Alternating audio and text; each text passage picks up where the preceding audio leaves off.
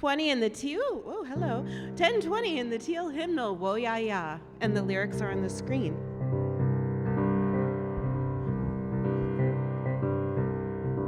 We are going, heaven knows where we are going, but we know within, and we will get there. Heaven knows how we will get there, but we know we will. It will be hard, we know, and the road will be muddy and rough, but we'll get there. Heaven knows how we will get there, but we know we will. Oh yeah, yeah. Oh yeah, yeah. Oh yeah, yeah. Oh yeah, yeah. We are going. Heaven knows where we are going, but we know within, and we will get there. Heaven knows how we will get there, but we know we will. Oh yeah, yeah. Oh yeah, yeah. Oh yeah, yeah. Oh yeah, yeah. Oh yeah, yeah, yeah. Oh yeah, yeah, yeah. Oh yeah, yeah, yeah. Oh yeah, yeah, yeah. Please be seated.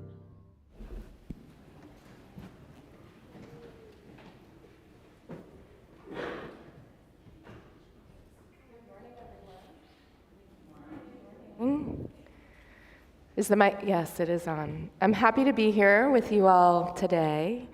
Grateful to be in this space. And I'm going to begin by sharing a poem from Mary Oliver. I know my friend Noah was here last week and shared a poem by Mary Oliver, but I never tire of her medicine and wisdom. And the poem is called Sunrise. You can die for it, an idea or the world. People have done so brilliantly, letting their small bodies be bound to the stake, creating an unforgettable fury of light. But this morning, climbing the familiar hills in the familiar fabric of dawn, I thought of China and India and Europe. And I thought how the sun blazes for everyone, just so joyfully, as it rises under the lashes of my own eyes. And I thought, I am so many. What is my name? What is the name of the deep breath I would take over and over for all of us? Call it whatever you want. It is happiness. It is another one of the ways to enter fire. And now we light the chalice.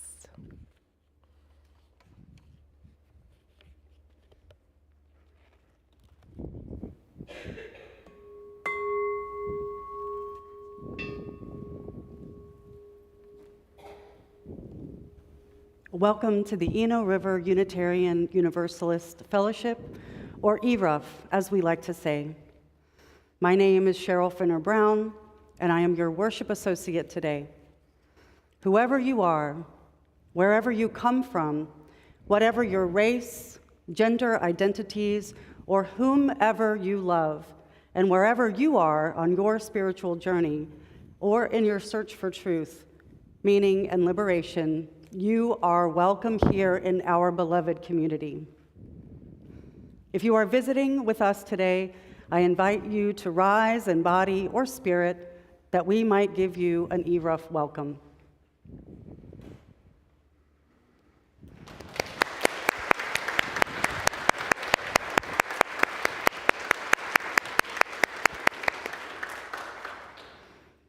Thank you for choosing to spend your Sunday morning with us. If you are watching on the live stream and you have access to the chat, I invite you to place your name there and someone will welcome you online. If you are visiting with us and have children with you today, they are welcome to participate in religious exploration classes with our children. Simply follow the other families out of the sanctuary after the time for all ages, and one of our RE people will take care of you and your child, and you'll be able to return back to the service. Also, everyone is invited to attend our Inquirers classes for newcomers and visitors, which takes place directly after the service in the Commons room of the building that's next door.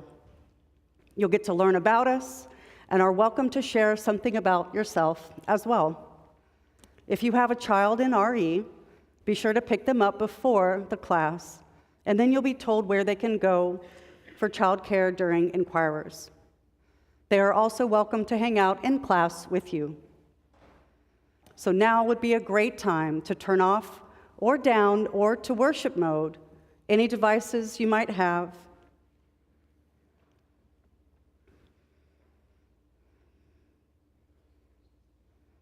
And now let's take a deep breath in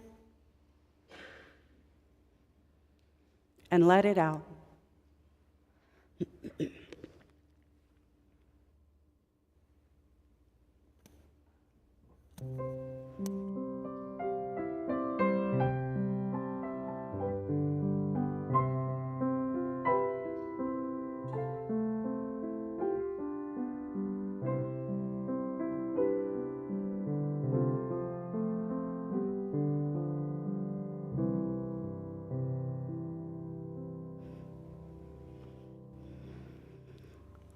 So I'd like to share with you a breathing and vibrational practice that goes really well with Michelle's theme of talking about honeybees. In yoga, it's called Brahmari, which means the bee humming breath. So when I found out that the theme was bees, I thought I know the perfect thing to share.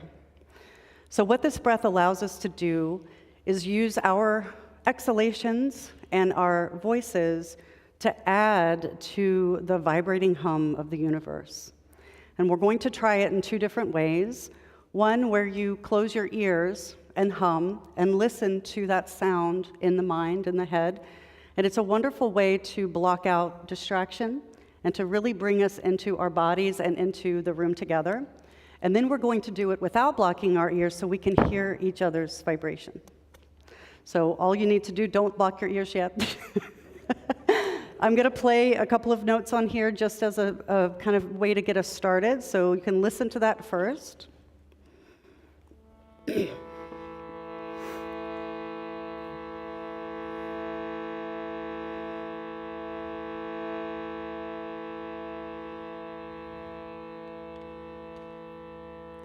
Now, when we do this practice, it isn't trying to sing. What you're trying to do is vibrate the crown of your head. So there's a little trick. If you take the tip of your tongue and touch the top of the roof of your mouth, and then all you have to do is hum, it's going to push that vibration up toward your crown. So it sounds like this. It'll sound a little bit like a bee. If it sounds like a bee, you're doing it right. So it'll sound like this.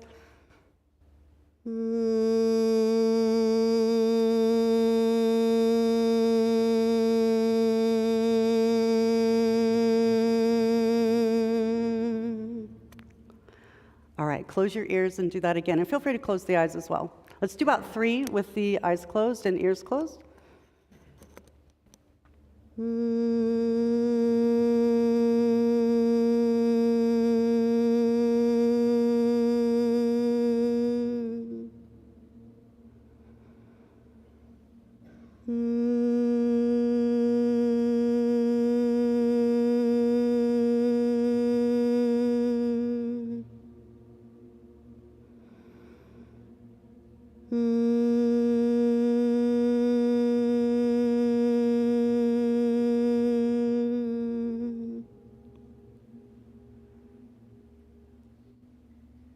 Beautiful. Let's try 3 more without closing the ears. and really feel how your voice blends with the vibration of everyone else's voices, and how that vibration, even at an atomic level, at a subatomic level, is what connects all of us together. So whenever you're ready, you can start. Just 3 more.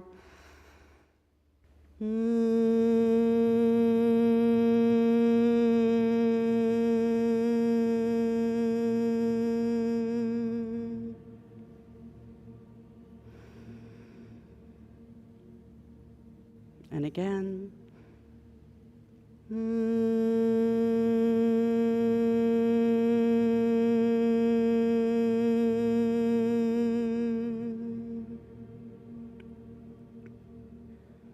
And one more.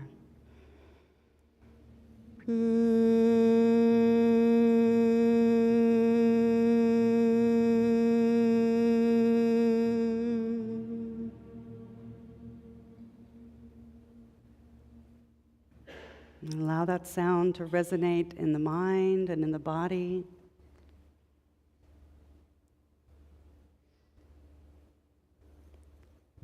Thank you.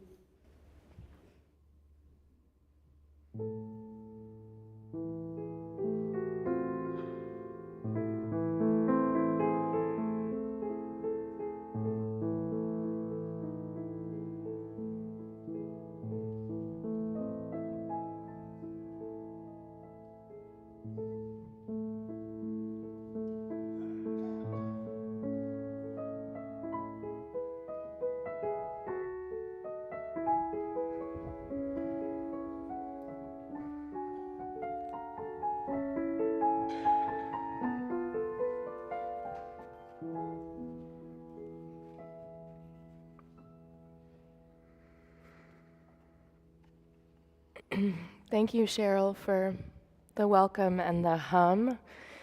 My nervous system is grateful for the hum. Hello, friend. Yeah, I was just going to say, come on up. Hi, friend. Wow, it's very good to see you and all of you.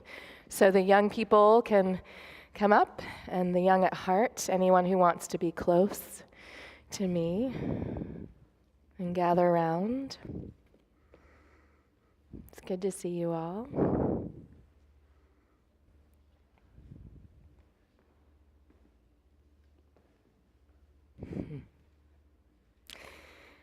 And the theme for today is We Heal Together, which was one of the reasons why we hummed.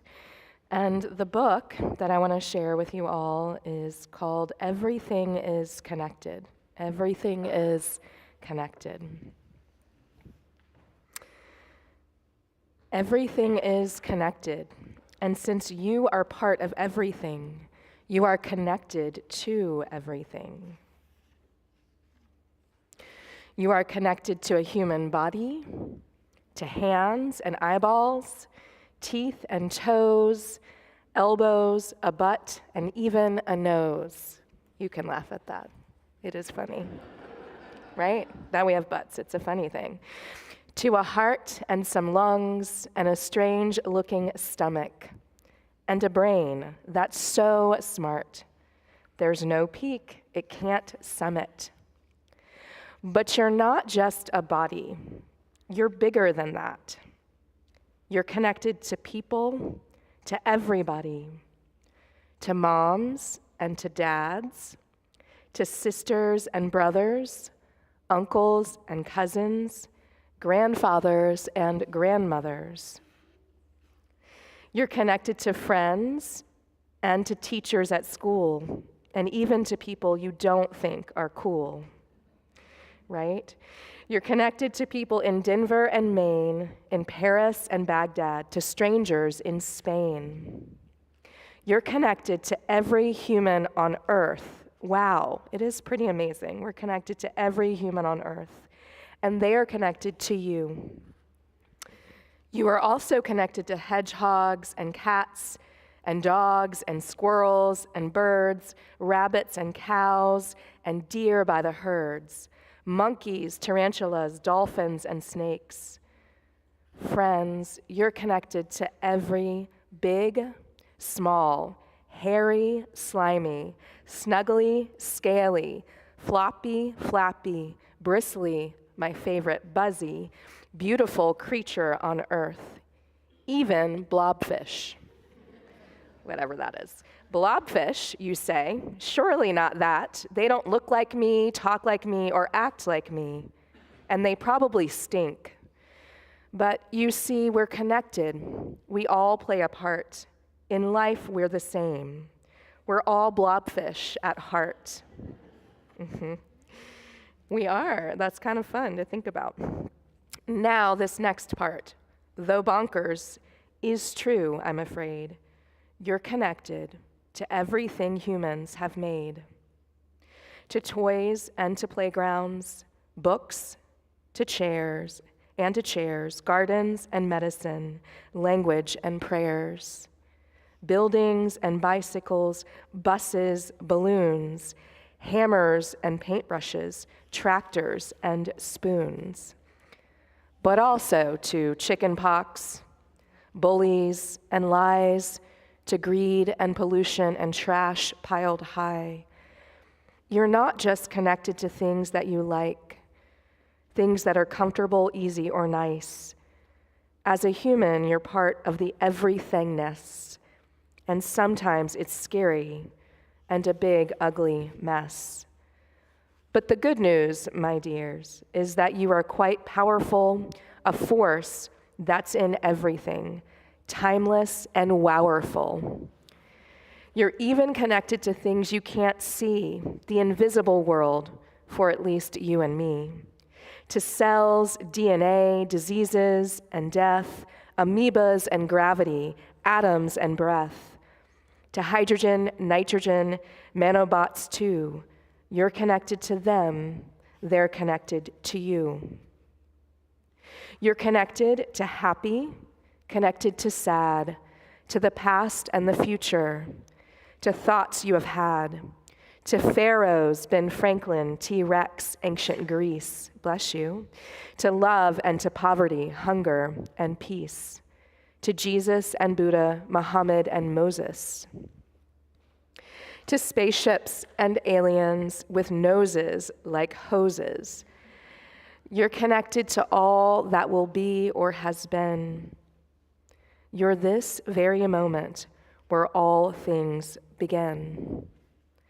For you are the sun and the moon and the stars, Venus and Jupiter, Neptune and Mars, comets and galaxies, voids and black holes. You are the universe, perfect and whole. Perfect and whole, you got it right. It was a call and response for a minute up here. Perfect and whole. So, that's a whole nother conversation about not saying perfect. So this is like, I love this. This is like, we are imperfect and becoming something else and perfect as we are. Your mom can talk to you about holding multiple truths after the service if you want, or we can chat about it. Thanks for joining me up here. You can make your way to your classroom. Good to be with you all.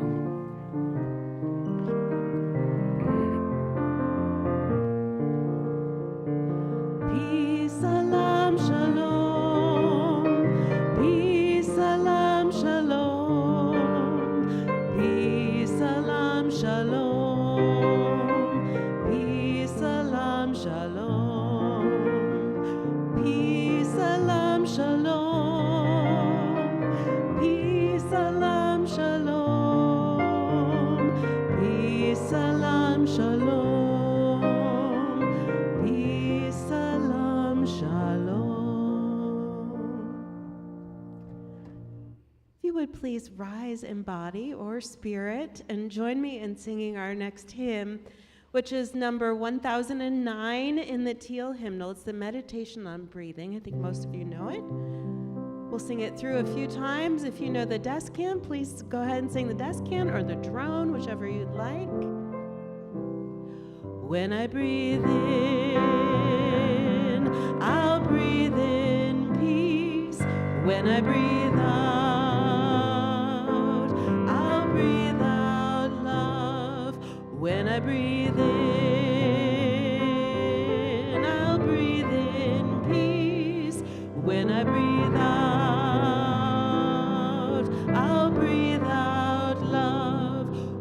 I breathe in,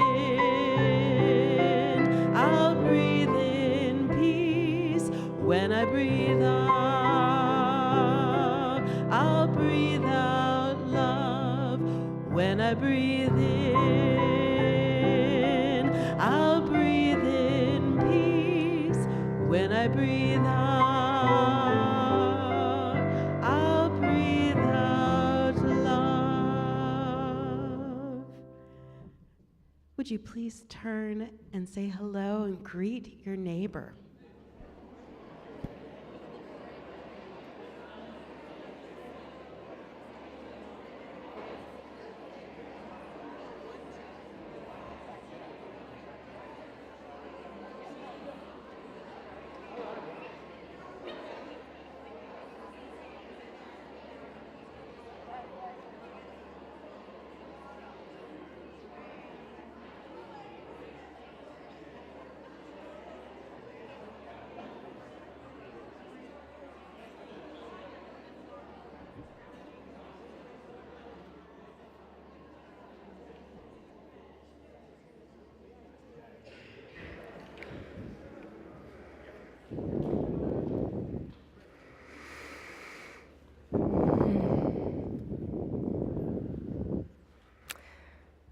So, as has been mentioned, the honeybees and healing, these are the themes for today. And I'm going to offer a short, brief meditation focused on an ancient practice called telling the bees. And then I'm going to read a poem entitled Tell the Bees. There's so much to say, but what I will say to you about this practice of telling the bees is that it is a very ancient practice found in many different lineages and cultures. And it is a practice that originated by telling the bees when we had experienced some sort of loss or transition. That's how it was worked with in different lineages, where if someone transitioned or passed away from this realm, it was said that you needed to go tell the bees about this loss so that they could mourn with you, so that they could grieve with you. It has changed over time, so it began that way, and now it's a practice of telling the bees when there's a loss or a transition we're moving through, as well as telling the bees when there's something we want to celebrate or something for them to know. And there's the telling piece of this, and also the listening and receiving what it is the bees might want to say back to us. So I'll read the poem, Tell the Bees, and then I'm just going to invite you to consider what it is that you want to tell the bees so that they can hold whatever it is with you and us, since we are in deep relationship with, of course, other humans, as you just greeted your neighbor, but also the more than human world. And this poem is Tell the Bees by Sarah Lindsay. Tell the bees they require news of the house. They must know lest they sicken from the gap between their ignorance and our grief. Speak in a whisper. Tie a black swatch to a stick and attach the stick to their hive. From the fortress of casseroles and desserts built in the kitchen these past few weeks, as though hunger were the enemy, remove a slice of cake and lay it where they can slowly draw it in, making a mournful sound. And tell the fly that has knocked on the window all day. Tell the red bird that rammed the glass from outside and stands too dazed to go. Tell the grass, though it's already guessed, and the ground clenched in furrows. Tell the water you spill on the ground, then all the water will know. And the last shrunken pearl of snow in its hiding place. Tell the blighted elms and the young oaks we plant instead. The water bug, while it scribbles 100 lines that dissolve behind it, the lichen while it etches deeper its single rune, the boulders letting their fissures widen, the pebbles which have no more to lose, the hills, they will be slightly smaller as always. When the bees fly out tomorrow to look for sweetness and find their way, because nothing else has changed. So I invite you to take a moment.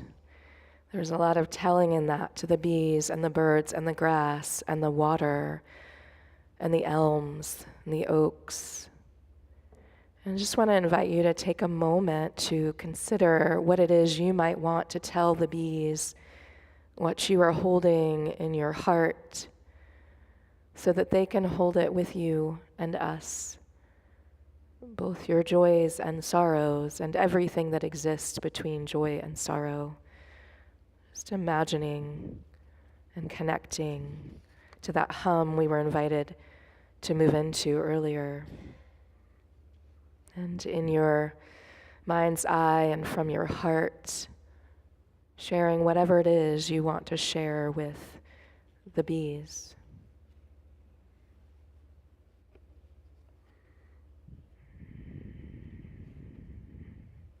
And you can imagine they are receiving your words, your joys, your sorrows, what is present in your heart right now. And you might listen for their vibration and hum, that call and response. Taking another breath here.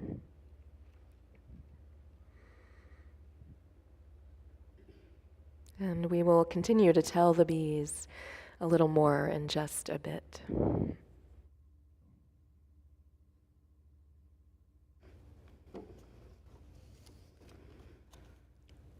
We hold in our hearts with great compassion all beings who are experiencing sorrow and suffering at this time, both here in our community and throughout the world.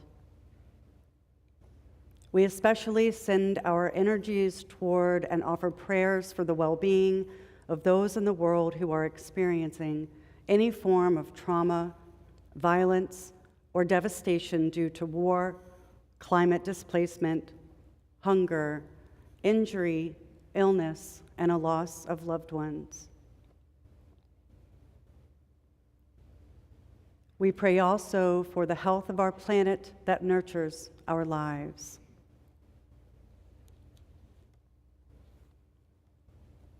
In our beloved community, we recognize a joy. Peg and Richard Wolf, are you here? It's your 61st wedding anniversary, so congratulations, wherever you are. Are you here? No, okay. Well, congratulations to you all, wherever you are.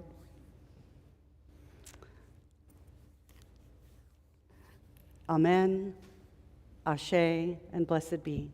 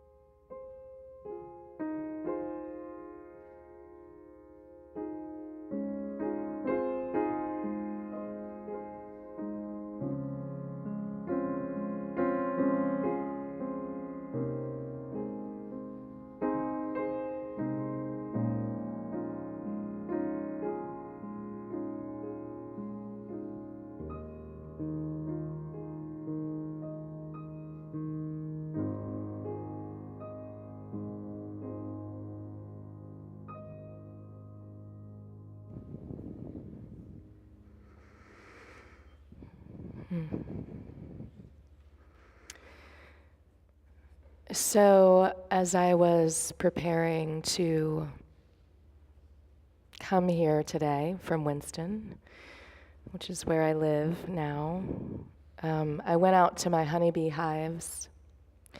I have 4 hives, and I actually went out to both sit with them, which is a practice I do every day when I'm home.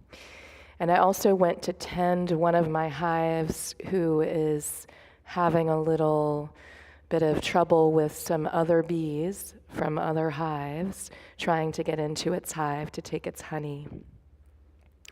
I've dealt with this before in my bee yard. It can be quite alarming because the bees who are coming to take honey from other hives are very loud. And you know, the sound can feel annoying, the vibratory, agitated is what I'll say. And really, often I remind myself that, you know, these bees are coming into my apiary to potentially take from a hive that might not be as strong as they are, mainly because of what humans have done to the climate and how we've changed the conditions that make it such that the dearth is a month earlier this year because things bloomed earlier.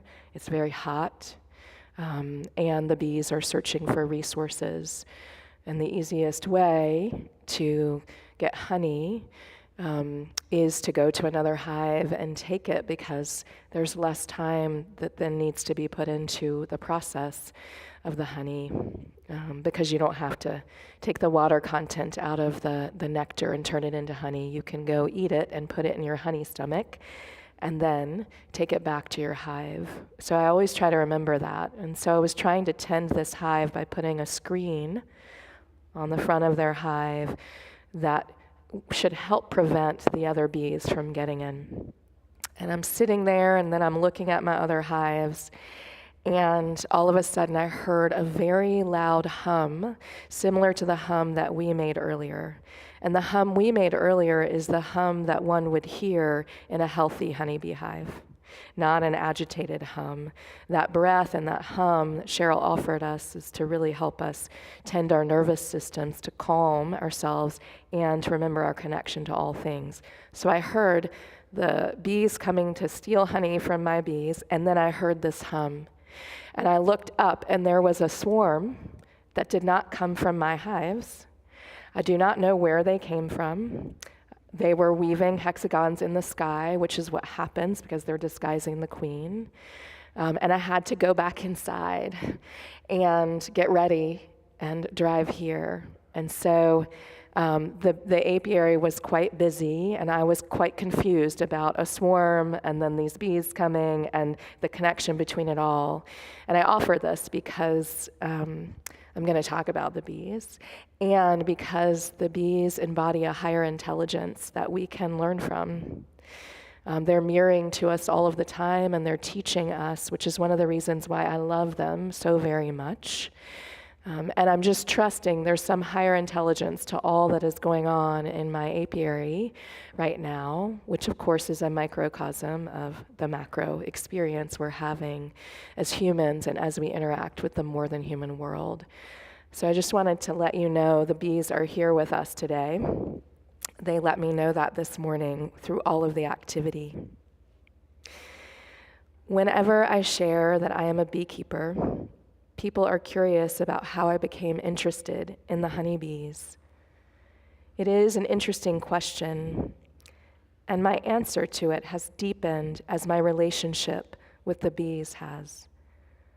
What I understand is that I awoke from a dream, bleary-eyed and not completely clear about what I was doing. I ordered everything one needs to tend bees, and also ordered the honeybees because at that time I didn't know the best way to gather a hive was from a swarm or a local beekeeper. I only became more clear-eyed and awake when I saw the amount of money I had just spent on the receipt on my computer. This was at 4 a.m. Yeah. It was April of 2019, and my mother was very ill, and it was, in one word, nonsensical for me to take on the task of tending bees. My mother was in and out of hospitals and rehabilitation centers, and at one point we were all preparing for her transition from this realm to the heavens. She's still here, by the way. I was traveling here and there teaching to Richmond to manage care for my mother and trying to keep up with life, which we all know speeds up at times when we desperately need it to slow down. It was not the ideal time for me to get bees, but what I now know is what I just said. There is a higher intelligence embodied within the bee and hive, and their sense of time isn't defined by human thought or logic. It is determined by the ancient wisdom held within every part of the superorganism they make up, from the hum to the honeycomb, the queen to the workers. The sweet nectar gathered from flowers and trees they transmute into honey, to the protective propolis that lines each cell of honeycomb. As Michael Thiel says, when we link ourselves to the vine, the honeybee, we can develop a deep understanding of the interconnectedness of all life and connect intimately with our most fundamental questions. The vine emits a sense of warmth and inwardness. It can make us feel infinitely vulnerable. The vine invites us to see with our hearts rather than solely with our eyes. The inquiry into the bees will naturally lead to an inquiry into our own consciousness. The vine does indeed invite us to see with our hearts rather than solely our eyes. And what a world it would be if we developed the capacity to see with our hearts. A couple of years ago, on a winter's day, I was making snow globes with my stepdaughter, Anna.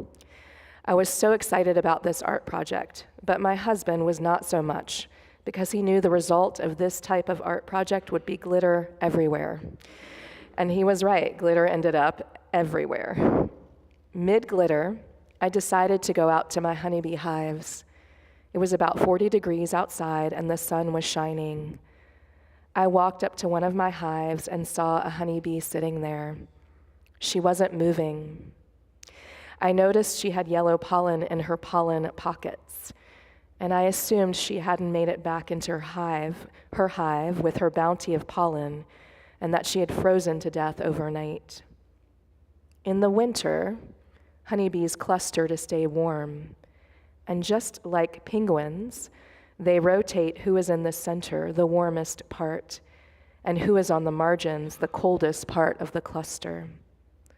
Oh, what a metaphor for us about labor, the center, power, the margins, and more. As I looked at the motionless honeybee, something in my body or spirit or both told me to pick her up and place her on my altar. I started to walk toward the house and saw my husband, who was tinkering with his truck. I opened my hand and revealed the honeybee with pollen in her pockets. Unimpressed, he said, "Cool." Then I went into my glitter-filled home, which at this point had 5 or 6 snow globes strewn about it, and showed my stepdaughter. She, like her father, wasn't very excited to see the bee in my hands and said, "Cool," when I showed it to her. No one seemed as enamored as I about this special creature in my hands. I placed the honeybee on my altar next to a statue of Isis. Some of you may be familiar with the Egyptian myth of Isis and Osiris. I've worked with Isis for many years because her story speaks to my heart and spirit, and most certainly has to do with healing, piecing ourselves back together, and remembering our inherent wholeness. Osiris was a powerful king in Egypt, and his brother Seth became very jealous of his success as king, and Seth began to make plans to kill Osiris. Late at night, Seth quietly entered Osiris's room, making sure not to awaken Osiris or his wife, the queen, Isis. Seth measured Osiris's body from head to toe and took the measurements to a carpenter the next day. The carpenter was instructed to build a beautiful chest decorated with paint and sheets of gold. That night, Seth threw a huge party, and Osiris was the guest of honor. Games, dancing, and singing were all part of the festivities. For the final game, Seth brought out the beautiful chest and said the first person to fit perfectly in the chest would win a prize. All of Seth's friends stepped into the chest and, of course, didn't fit because the chest was not made for them. The final person to step into the chest was Osiris. He laid down in it and fit perfectly. Seth shut the door to the chest, and he and his friends took it down to the Nile River and dumped the chest in it, knowing Osiris would not be able to survive. Isis heard the news and was heartbroken. She went down to the Nile searching for the wooden chest, and after days she found it and her dead husband in it. She sat at the riverbank crying. She did not want Seth to find Osiris's body before she could perform the proper rituals that would allow him to pass on to the afterlife. So she hid Osiris's body in the river grass. Later that evening, Seth went down to the river in search of the body, and he found it hiding in the river grass. He was upset and wanted to make sure the body would not be found again. His anger led him to cut Osiris into 14 pieces and throw them across Egypt. The next morning, Isis returned to the river with her sister and her friends to perform the necessary rituals to support Osiris in transitioning to the afterlife. She discovered Osiris's body was gone. Isis then transformed into a huge bird and flew across Egypt to recover the pieces of her husband's body. She found all 14 pieces, and with the help of her friends, she performed an act of magic. She put Osiris's body back together again. Once his body was whole again, Isis and her sister and friends wrapped Osiris from head to toe in linen, creating a mummy. On the night of the full moon, Isis conducted a powerful magical ceremony and brought Osiris back to life. Osiris embraced Isis and offered gratitude to her, her sister, and friends. Osiris shared that he would not be able to stay with them in the world of the living. Since he had already died, his work now was to travel to the afterlife and become king there. He told Isis not to worry about him and shared that soon she would be giving birth to their son Horus, who would defeat Seth and take the kingdom back. Horus would restore order and peace to the universe. This did in fact come true. After Horus was born, he was hidden from Seth, and when he came of age to fight, he confronted Seth and fought him for the kingdom.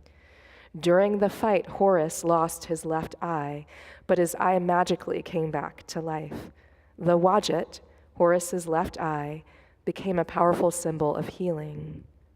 After some time and clarification of who should be the next heir to Osiris's kingdom, Horus became king and ruled the earth, and Seth was banished forever. The honeybee I had brought in from my hive sat next to Isis, and I walked away to make more snow globes. A short while later, when I returned to my altar, the honeybee I had brought in was no longer next to Isis. I looked around in wonder and thought, did any of what I think just happen? Did I make it up? I checked in with my stepdaughter and husband, who both affirmed that I had, in fact, shown them a honeybee, even though they were not very excited about it at the time. I went back into my room and checked the altar and then heard a buzz coming from the window. There sat a honeybee, come back to life, with yellow pollen in her pockets.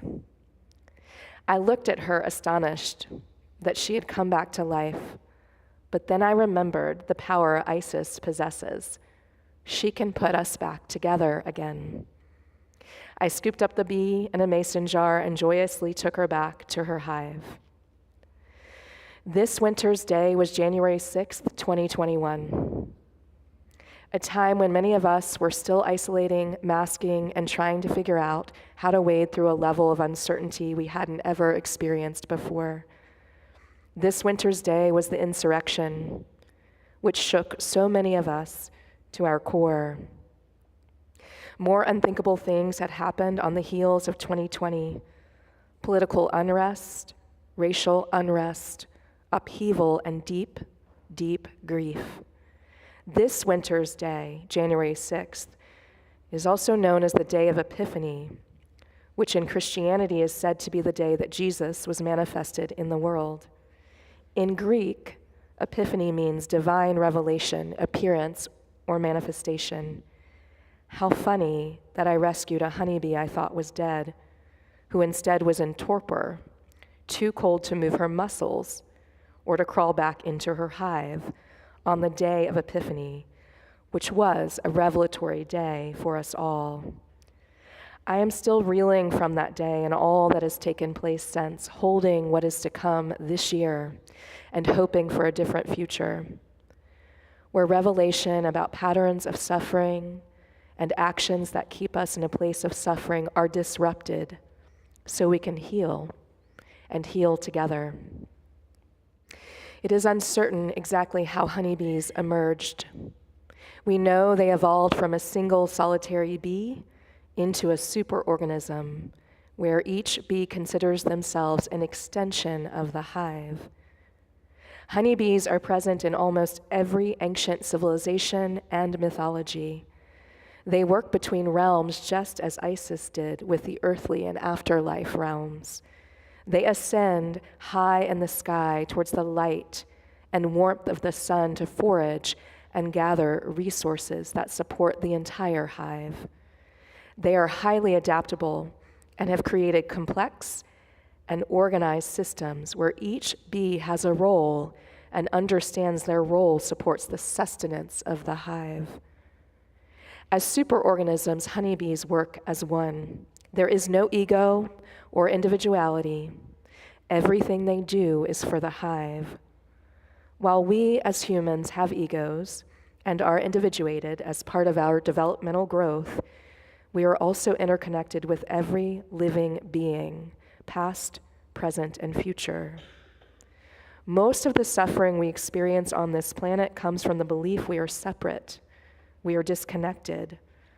The separation may come from the wound formed when we enter the world from the womb or body of the person who carried us inside them until it was time to be born. The feeling of separation may come from a culture that says we are separate. The belief that we are separate is a dangerous myth that arrests our ability to see how truly interdependent we are. Honeybees know they are interdependent on all parts of their hive and the larger ecologies around them. They are an indicator species, as are penguins, bats, salamanders, lichen, and several other species from the more than human world.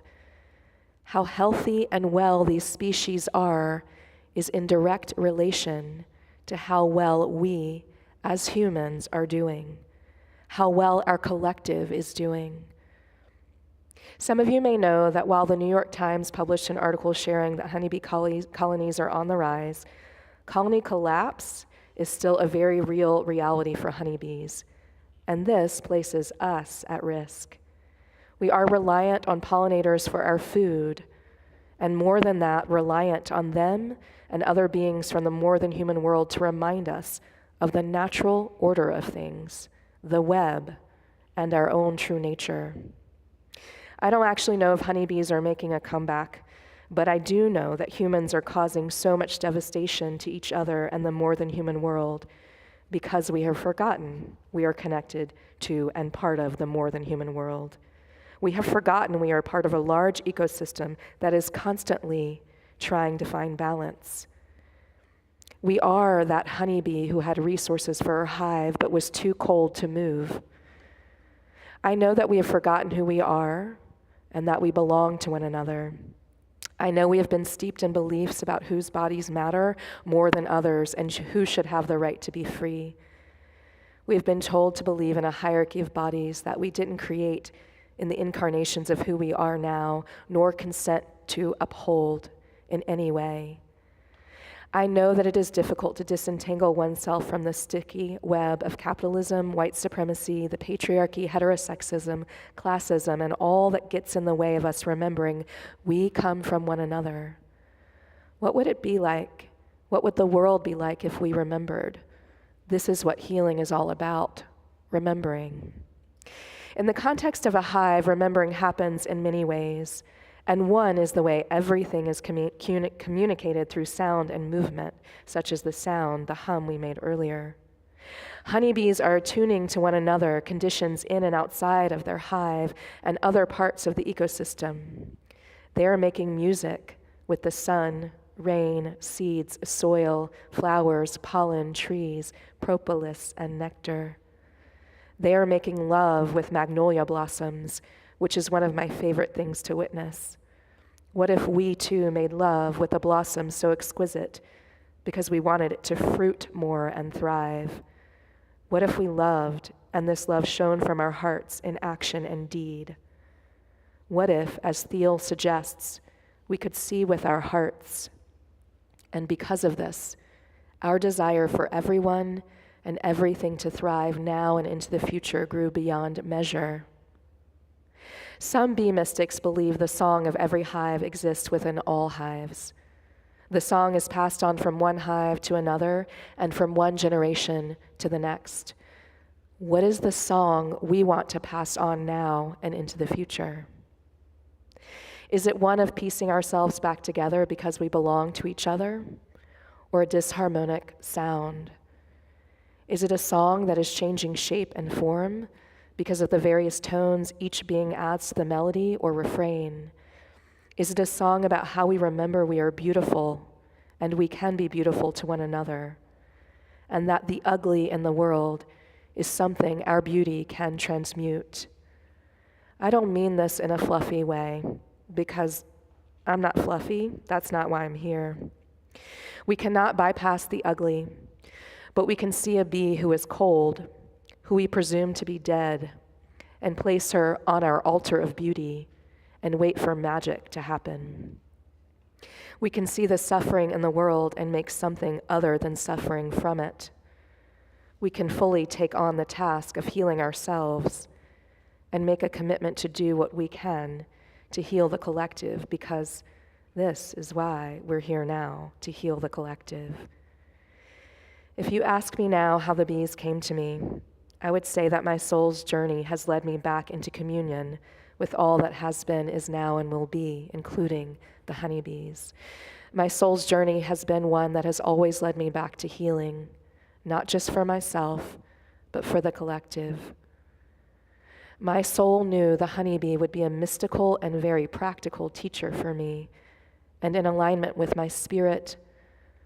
And my soul brought bees into my life from many lifetimes ago, perhaps a cave in ancient Minoan culture where the rites took place in ceremony and song among the hum. Just as our soul's journey isn't linear, our path in this realm, on earth, isn't linear. Healing isn't linear, and sometimes we must travel the crooked path, traversing switchback after switchback to come home to the hive and one another. One of my teachers shared that for something to be real, it has to move from the world to our imagination and back into the world. May the world around us, the entire hive, bring a vision of a healed and whole world and the energy and power of Isis into our imaginations so we can bring this vision back into the world. May we heal together. May we sit in ceremony, weeping and rejoicing, making magic and weaving spells, laughing until our bellies hurt, and dreaming up the world we know is possible to manifest. May we hold space for healing to take place. May we heal 7 generations back and 7 generations into the future. May we heal our sordid relationship with the planet and be good stewards of the land. May we dance with mystery and make magic together. May we heal together, Ashe, and so it is. So be it. Now it is so. Thank you.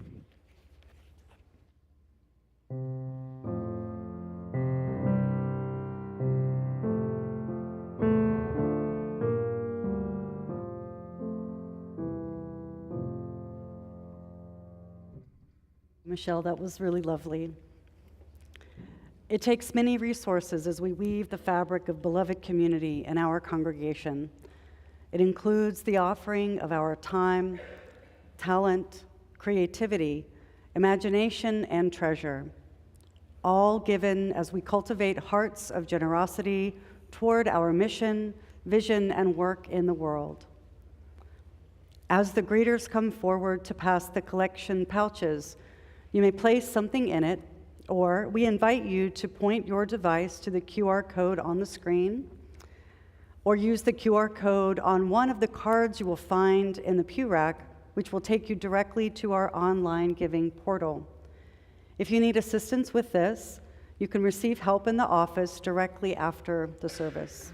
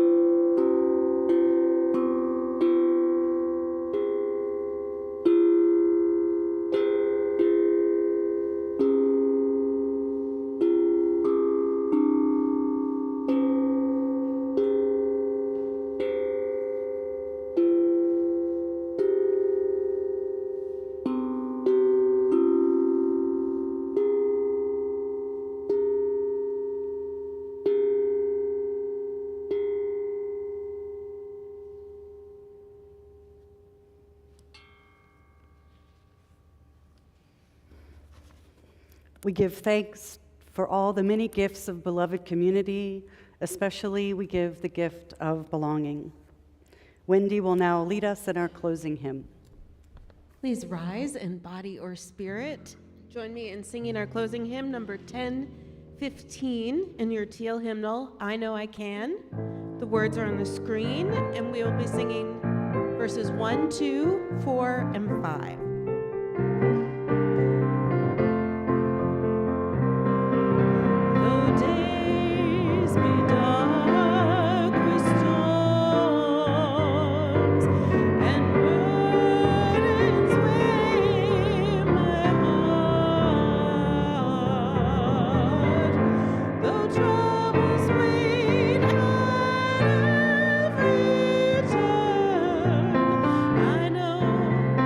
I